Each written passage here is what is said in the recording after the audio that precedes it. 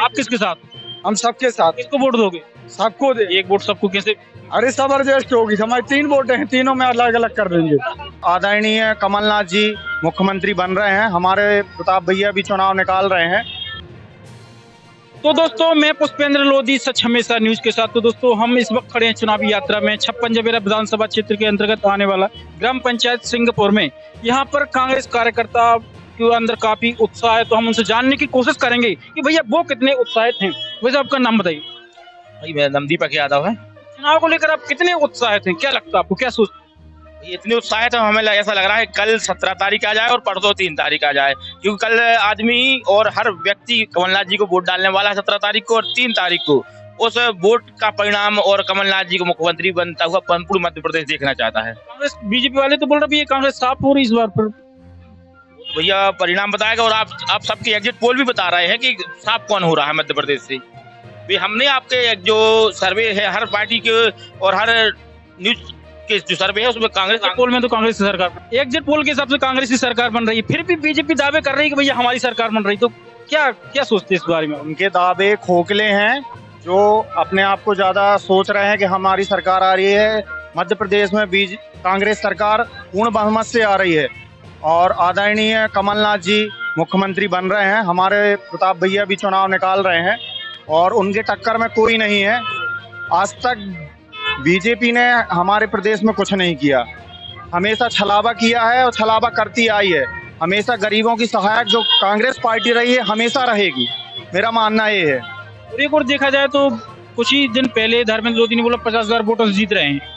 तो क्या लगता है आपको? बोलने से सर कुछ नहीं होता है, बोलने के लिए तो हम भी बोल सकते हैं कि 10 लाख से 5 लाख से हम जीत रहे हैं, लेकिन बोलने से कुछ नहीं होता। प्रदेश की इतनी खराब हालत बीजेपी ने कर दी है। मैं आपसे खुद पूछना चाहता हूं, आप सर्वे कर रहे हैं, हर गांव जा रहे हैं, विधानसभा 56 जबेरा में धर्मेंद्र सिंह लोधी ने क्या किया? आज जा रहे हैं, वहां के लोग उनको भगा रहे हैं कि हमारे यहाँ आपने कुछ काम नहीं किया। आदरणीय पूर्व विधायक हमारे धर्मेंद्र सिंह ने हर क्षेत्र में जाके, हारने के बाद भी प्रताप भैया ने हर क्षेत्र में जाके ऐसा काम किया है, सब लोग सराहना कर रहे हैं, हारने के बाद भी बैठ रहे हैं। लेकिन धर्मेंद्र सिंह जी ने कहीं जीतने के बाद घर में नहीं गए हैं, न कोई काम किया है और 5 साल बाद आ रहे हैं तो लोग उनको भगा रहे हैं कि आप 5 साल तक क्या करते रहे। एक और भाई जब देखा जाए तो जब रजनी ठाकुर जी बीएसपी की तरफ से फॉर्म भरा था, तो ईमानदारी से बताइए कि क्या संभावना लग रही थी कांग्रेस के निकलने की?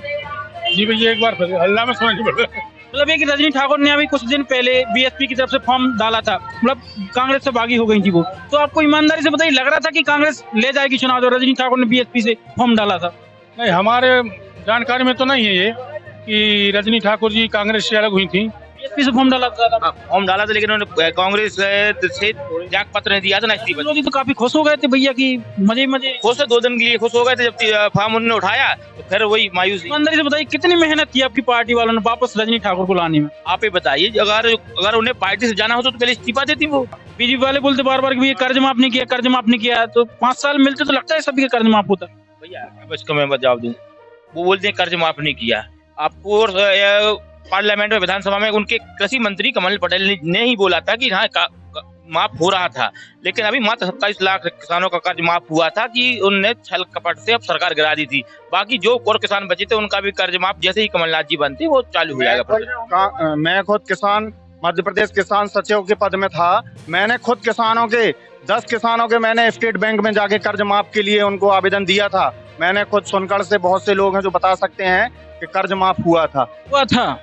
कर्ज माफ हुआ था, मैंने खुद प्रमाण पत्र दिए थे। वाले क्यों हवा उड़ाते कि हुआ ही नहीं? बीजेपी वाले तो बोलेंगे ही कि हवा उड़ाएंगे ही, क्योंकि उनके छलावे ही हैं लोगों को भड़काना। लेकिन कांग्रेस हमेशा जो कहती है वो वादे करती है। और मैं एक चीज और कहना चाहूँ तो मेरा नाम संदीप अवस्थी है, ग्राम कुसमी मानगढ़ का निवासी हूँ। हमारे यहाँ से बीजेपी सरकार 18 साल राज कर रही है और बीजेपी से विधायक हैं। हमारे यहाँ हाई स्कूल की मांग इतने वर्षों से उठ रही है, लेकिन आज तक पूरी नहीं हुई। लेकिन हम लोग का कहना है कि प्रताप भैया जीत रहे हैं तो हाई स्कूल हम लोग के यहाँ आएगा। मोदी जी के अच्छे दिन आए हैं कि नहीं आए, क्या लगता है? देखो देखे भाई साहब, जहाँ तक मोदी जी के अच्छे दिन की बात है तो मैं खुद बीजेपी में था। मैं भी 1 साल पहले मतलब परेशान होकर, त्रस्त होकर, बात से परेशान, मैं इस बात से त्रस्त था कि बोलते हैं कि कार्यकर्ता आधारित पार्टी है बीजेपी, लेकिन ऐसा कुछ है नहीं उसमें। ये सोच लो, आपके विधायक बनने के बाद भी ये पता है कि हमारे मुख्य कार्यकर्ता सुरेंद्र अवस्थी जी कुसमी से, तो हम इनके यहाँ रुके हैं। और अच्छी खबर की मतलब एक जानकारी लेके गाँव में भैया कोई समस्या तो नहीं है, ऐसा कुछ नहीं किया उन्होंने 5 साल में। और उनके यहाँ जा के पूछा, मतलब जो उनके दोस्त भाई हैं जो बिल्कुल काम नहीं किए बीजेपी के लिए, मैंने बहुत काम किया। जब कोई झंडा पकड़ने वाला नहीं था बीजेपी का कुछ भी अंदर, मैंने ऊंचा किया बीजेपी का झंडा, लेकिन मुझे ही मतलब एक प्रताड़ित अनदेखा कर दिया। और मैं इसी प्रताड़ना से मतलब प्रताड़ित होकर मैंने कांग्रेस ज्वाइन की। कांग्रेस में क्या उम्मीद दिखाई थी? कांग्रेस ने आपको क्या सुना, आपकी बात इज्जत की क्या? परिवार बहुत अच्छा परिवार है, ये एक परिवार की तरह रहते हैं हम लोग। और हमारे मतलब जो वर्तमान में अभी प्रत्याशी है माननीय प्रताप भैया, वो बहुत ही सरल और सहज स्वभाव के हैं। भाई साहब, बीजेपी की पहचान है भगवा गमछा, क्या लगता है आपको कांग्रेस है बीजेपी क्या? कोई भक्त नहीं है, ये मेरा वक्त है। तो बोलते मोदी जी बोलते कि हम बीजेपी की पार्टी में नहीं हूँ सर, ये मेरा वस्त्र है, ये मैं पहना हूँ, ये मेरी शौक है।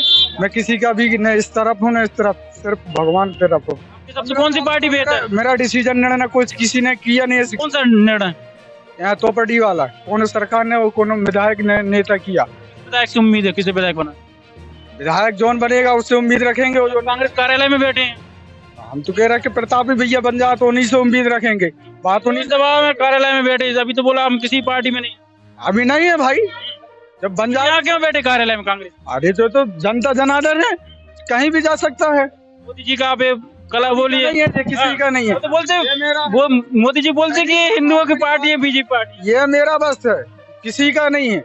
ये वस्त्र मैंने उम्मीद किसे? प्रताप लोधी जी से, उन्हीं को विधायक बनाए।